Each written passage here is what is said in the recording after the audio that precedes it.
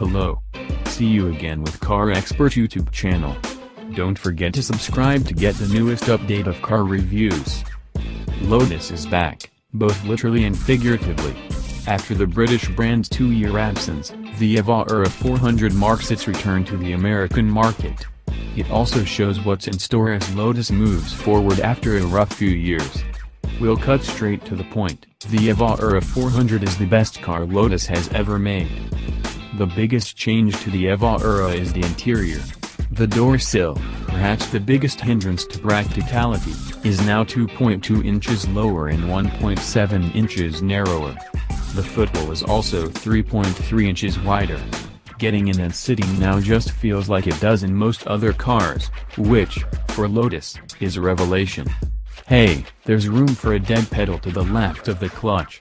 The good vibes carry on with the rest of the cabin, trimmed in leather or optional Alcantara. The primary switches are lined up on top of the infotainment system instead of hidden behind the steering wheel. Back controls are a hands 3-dial arrangement in front of the shift lever, or the cluster of buttons for the optional automatic transmission. The standard air conditioning is now revised and, to quote a British Lotus representative, works like an aircon should. Like we said, normal for most cars is a leap forward for Lotus. The front seat also moves back 1.2 inches further. The rear seats are still mostly for settling beds. Yes, an adult can fit back there, but less punishing now that you can tuck your feet under the front seats. There's a list of mechanical upgrades to go with the improved engine, plus new Bosch-supplied stability control with 4 modes, if you include off as a mode. Among the changes are new engine mounts, stiffer springs, and revised dampers, stiffer at low speeds, softer at high speeds. The manual transmission has a new clutch and low inertia flywheel.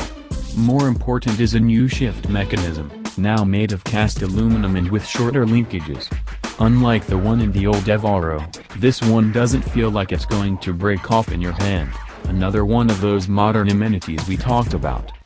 The same was true of the old Evora, but that car's appeal was offset by so much baggage.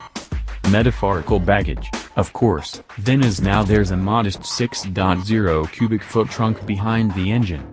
The Evora 400 fixes the fundamental flaws that were once intertwined with driving a Lotus. It's weird to say we love a car because it has the basic functions we expect in, well, almost every car. Just drive one, and you'll understand.